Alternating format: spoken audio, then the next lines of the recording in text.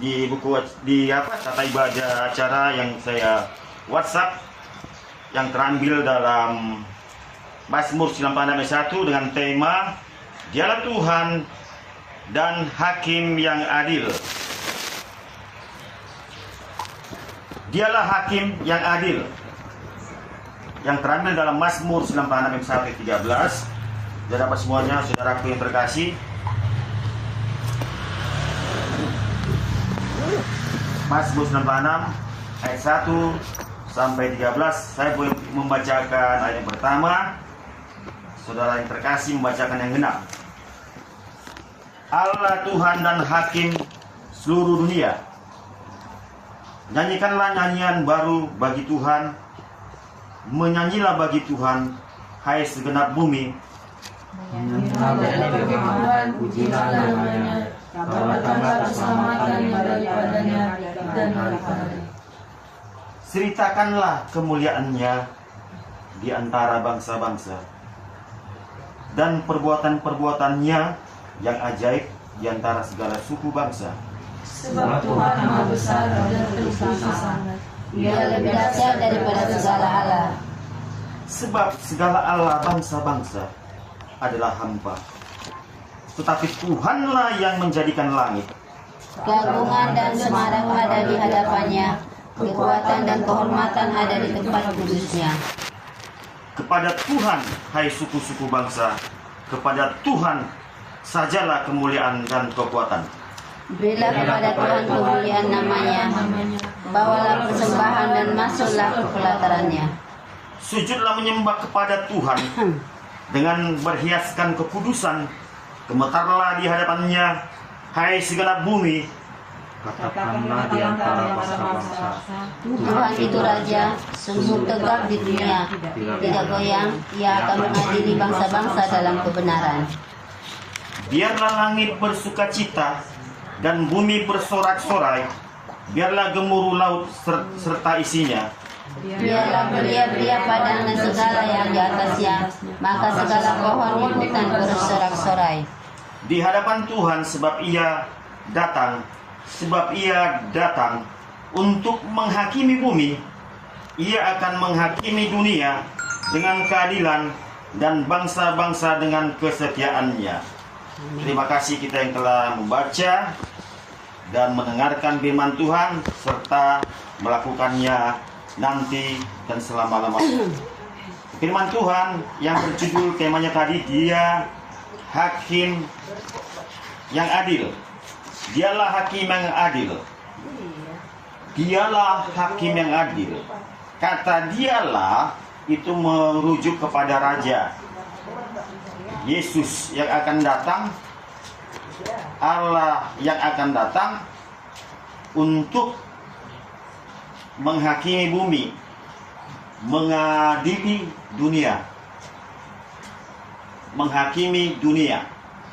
Saat ini belum terjadi penghakiman, saudaraku yang terkasih dalam Yesus, bahwa penghakiman saat ini belum terjadi.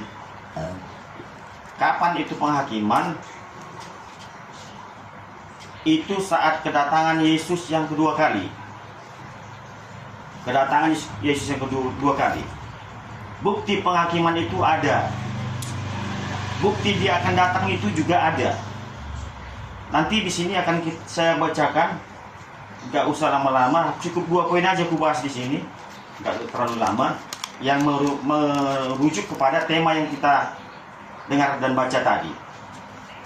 Di mana tertulis bukti Yesus akan menghakimi dunia.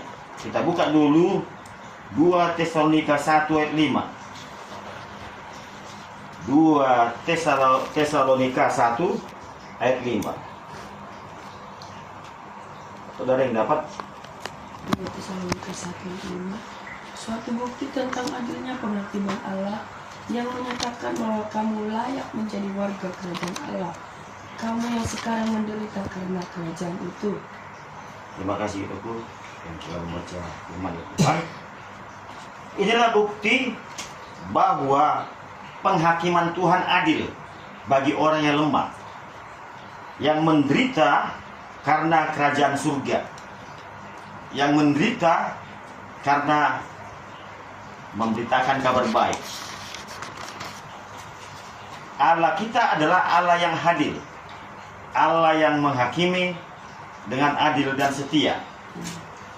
Dalam tulisan Rasul Paulus 2 Tesalonika 1:5, suatu bukti tentang adilnya penghakiman Allah yang menyatakan bahwa kamu layak menjadi warga kerajaan surga, warga kerajaan Allah, karena kamu sekarang menderita karena kerajaan surga tersebut. Kita ini adalah orang yang menderita karena Kristus. Hidup adalah untuk Kristus, mati adalah keuntungan. Itulah penderitaan kita. Penderitaan yang mendapatkan kehidupan kekal. Jadi mengikut Yesus bukan enak, tapi pikul salib.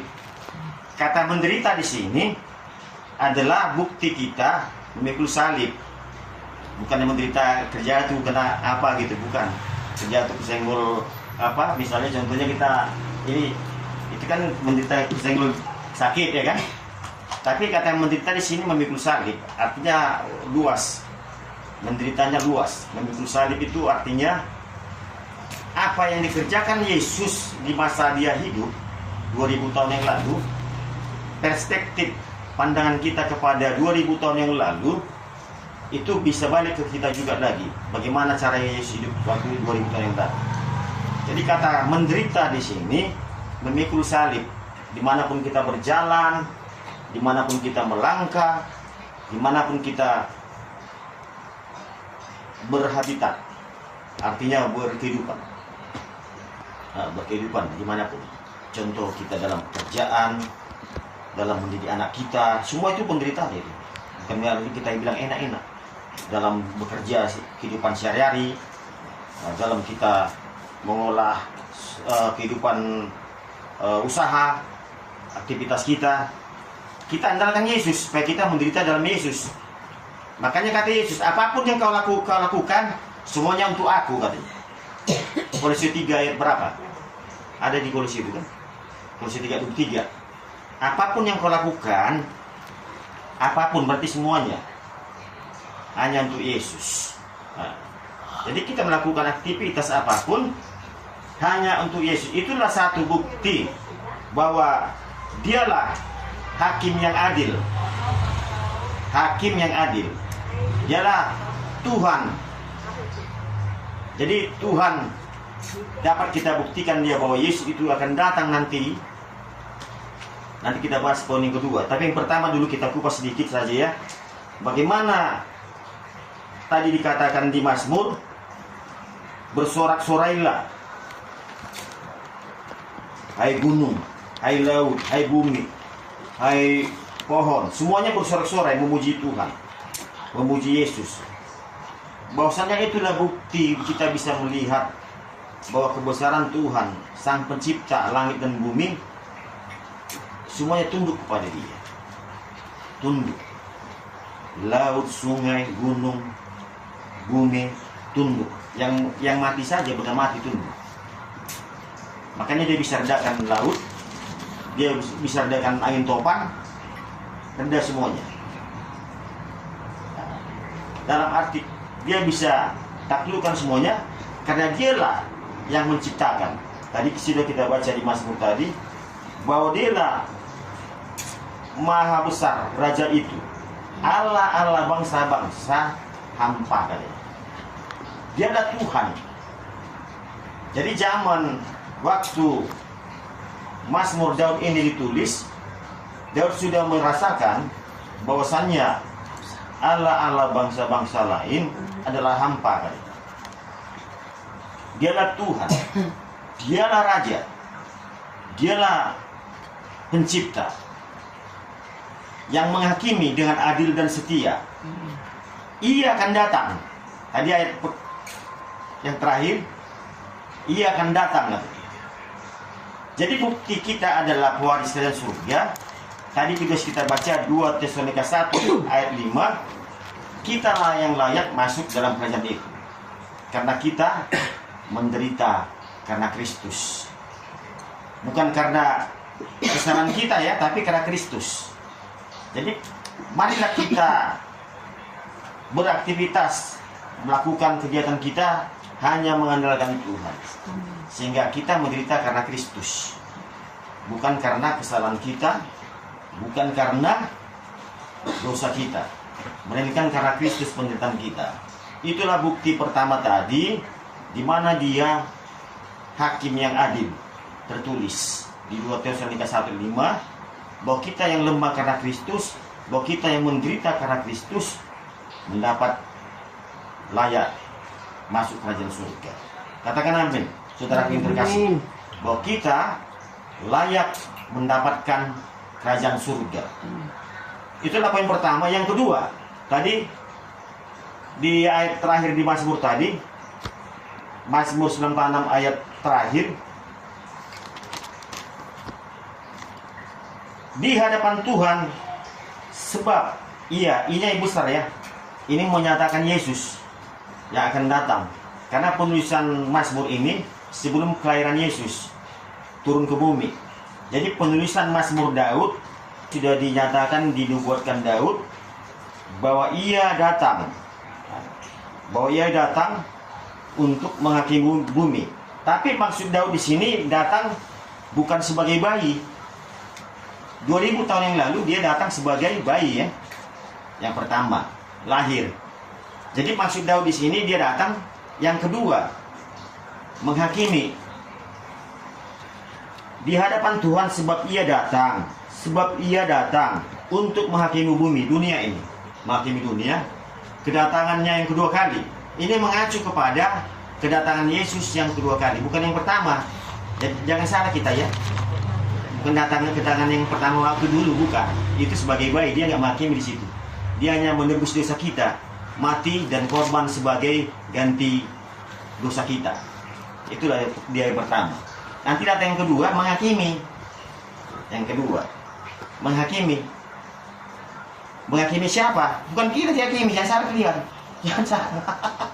Nanti masa kita dihakimi, kita yang percaya kepada dia. Kita sudah dibenarkan karena Yesus. Katakan amin. Bukan kita dihakimi. Jangan salah nanti ya, jangan dikira kita bukan berarti kita bebas dari dosa, enggak. Karena tata pengadilan Tuhan, tata pengadilan Allah nanti ada nanti tata pengadilan. Itu belum sekarang, bukan sekarang. Jadi yang kedua itu menyatakan penghakiman Yesus untuk dunia ini. Kemarin sudah kita bahas di rumah Nyonya apa yang itu Tumpul ya, kerajaan 1000 tahun ya, supaya nggak lari apanya temanya. Ada mendekati dia sedikit. Kalau kemarin kerajaan 1000 tahun, dia itu menyatakan Yesus yang memerintah. Nah, jadi di sini datang, benarnya Yesus memerintah nanti datang untuk menghakimi. Sebelum dia menghakimi, dia akan menghabiskan dulu musuh-musuhnya, menghajar musuh-musuhnya. Jadi bukan datang saja dia datang terus turun. Datang ya aku ya kan. Bukan itu doang. Tapi menghajar musuh-musuhnya untuk menyelamatkan kita supaya nggak tersiksa oleh kesusahan besar tadi. Peperangan terakhir kan ada, namanya Armageddon, kalau pernah dengar itu. Peperangan terakhir itu Armageddon. Jadi pada saat kedatangan Yesus yang kedua kali untuk menginjakkan kakinya ke bumi, itulah bukti bahwa dia datang. Gimana itu? Kita buka dulu ya. Zakaria 14 ayat 4. Zakaria 14 ayat 4. Hanya 2 poin aja nih, gak usah panjang-panjang kita. Supaya kelamaan. Tadi buktinya dia menghakimi yang adil sudah. Ini yang kedua, bukti dia datang. Zakaria 14 ayat 4. Iya, ayat 3-nya dulu baca dok, supaya ya, biar nyambung dia. Ayat 3. Zakaria 14 ayat 3. Kemudian Tuhan akan maju berperang melawan bangsa-bangsa itu seperti ia berperang pada hari pertempuran. Pada waktu itu kakinya akan berjejak di Bukit Zaitun yang terletak di depan Yerusalem di sebelah timur. Bukit Zaitun itu akan terbelah dua dari timur ke barat sehingga terjadi suatu lembah yang sangat besar. Setelah dari bukit itu akan bergeser ke utara dan setengah lagi ke selatan. Terima kasih dok. Inilah bukti bahwasanya tulisan Mazmur tadi si Daud, ia akan datang ia akan datang. Maka di dunia, inilah buktinya yang merujuk kepada kedatangan Yesus yang kedua kali. Di mana dia datang? Secara fisik, secara real, dengan wujud aslinya, itu ada di Zakaria 14:4 tadi. Tapi saya baca sekali lagi biar lebih tegas. Kemudian Tuhan akan maju berperang. Tuhan di sini lebih besar kan? Nah, itu menyatakan Yesus arahnya. Cuman kalau di perjanjian baru Tuhannya lebih besar, Tuhannya kecil. Itu menyatakan Yesus. Bisa saja, nggak masalah itu. Akan maju berperang melawan bangsa-bangsa itu seperti ia lebih besar lagi. Berperang pada hari pertempuran. Pada waktu itu kakinya akan berjejak di Bukit Zaitun yang terletak di depan Yerusalem. Di sebelah timur Bukit Zaitun itu akan terbelah dua dan timur itu ke barat, sehingga terjadi suatu lembah yang sangat besar. Setengah dari bukit itu akan bergeser ke utara dan setengah lagi ke selatan. Jadi bukti daripada di mana Yesus datang kedua kali ada di Bukit Zaitun. Di Bukit Zaitun. Bukan di Indonesia datang dia. Bukan kesini datang, bukan. Di Bukit Zaitun, Yerusalem, tempat Yerusalem. Kenapa harus di situ? Di situlah pertempuran besar nanti. Semua bangsa-bangsa mengepung Yerusalem, dikelilingi mereka. Semua bangsa mengelilingi. Pertempuran terakhir itu di sana, bukan di Indonesia. Alkitab sudah tulis, kita nggak boleh melanggar Alkitab. Nanti kita dibilang apa lagi? Ajak hisab. Terkonfirmasi nggak nanti ini bahwa di situ nanti datang? Mari kita baca Kisah Para Rasul 1. Apakah benar terkonfirmasi di Bukit Zaitun dia datang? Kisah Para Rasul 1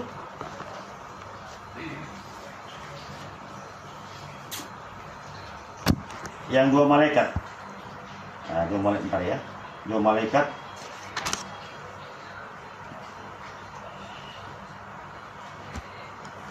Ini ketika mereka ayat 10 ya.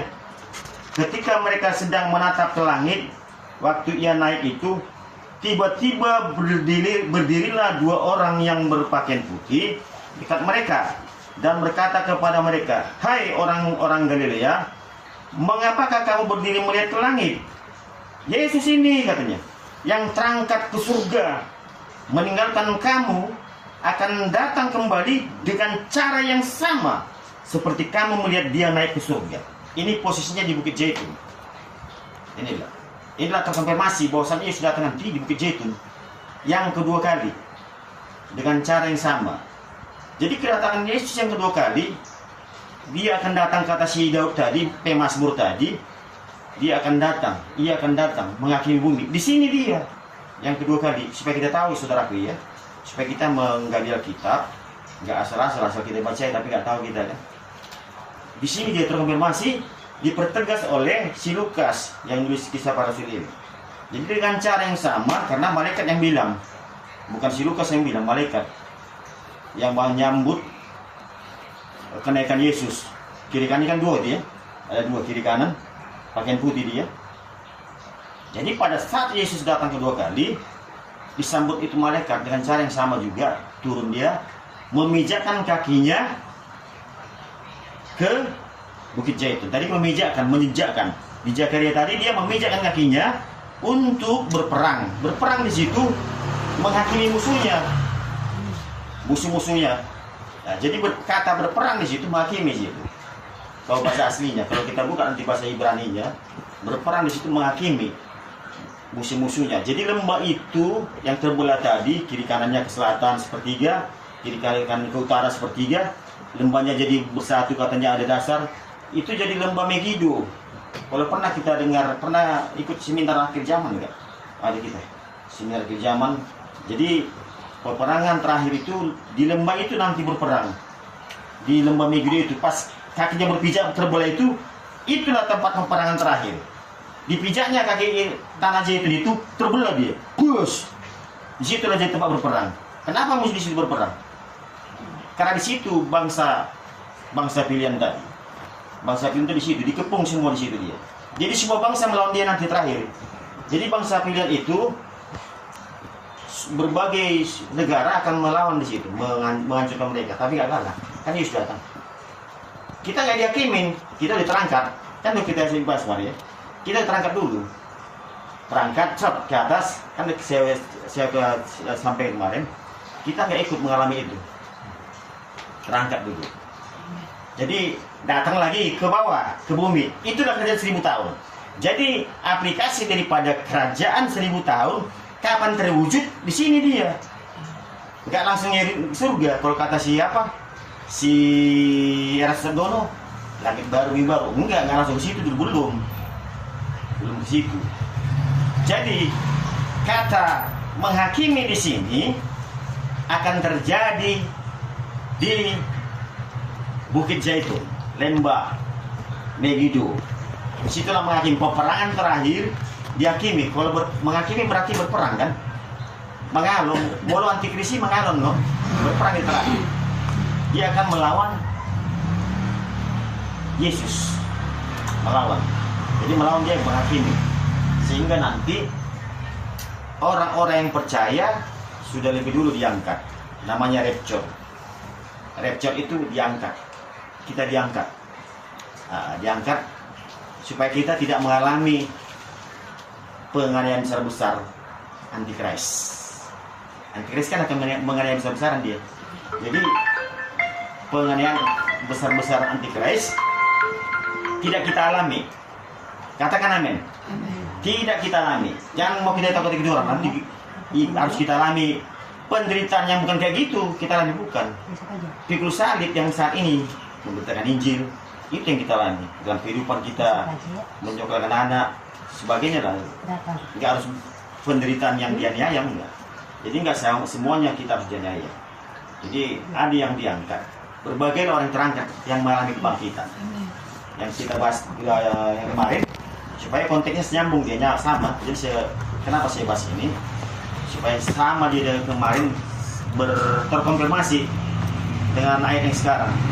Jadi ayat yang kemarin saya bahas terkonfirmasi lah, dia ada di sini juga. Jadi nyambung, nggak lari dari konteks yang kita bahas di rumah Nyonya Sitompul dengan di rumah Leku Simanung Kali. Jadi itulah 2 poin tadi. Yang pertama, bukti kita mendapat kerajaan surga. Gak dihakimi kita, kan dari tadi warga kerajaan surga dihakimi warga surga, kan enggak. Warga kerajaan surga tidak dihakimin. Nama kita sudah terdaftar, udah ada tiket kita di surga. Masa kita dihakimi? Jangan salah ya, ada ajaran-ajaran yang lain. Dihakimi nanti kalian kali. Kita tidak mendapat hakiman kita. Kita justru menghakimi di bumi ini. Kita yang menghakimi nanti dalam kerajaan 1000 tahun. Menghakimi orang-orang yang tidak percaya. Itu ya poin pertama. Yang kedua tadi, di mana dia bukti Yesus datang? Terkonfirmasi Zakaria 14, kakinya memicekkan, datang berperang. Terkonfirmasi dengan si Daud, pembuatan si Daud. Terkonfirmasi lagi dengan tulisan Kisah Para Rasul si Lukas. Demikian firman Tuhan pada hari ini. Berbagai yang mendengarkan firman Tuhan dan mengetahuinya dan melakukan sebagai saksi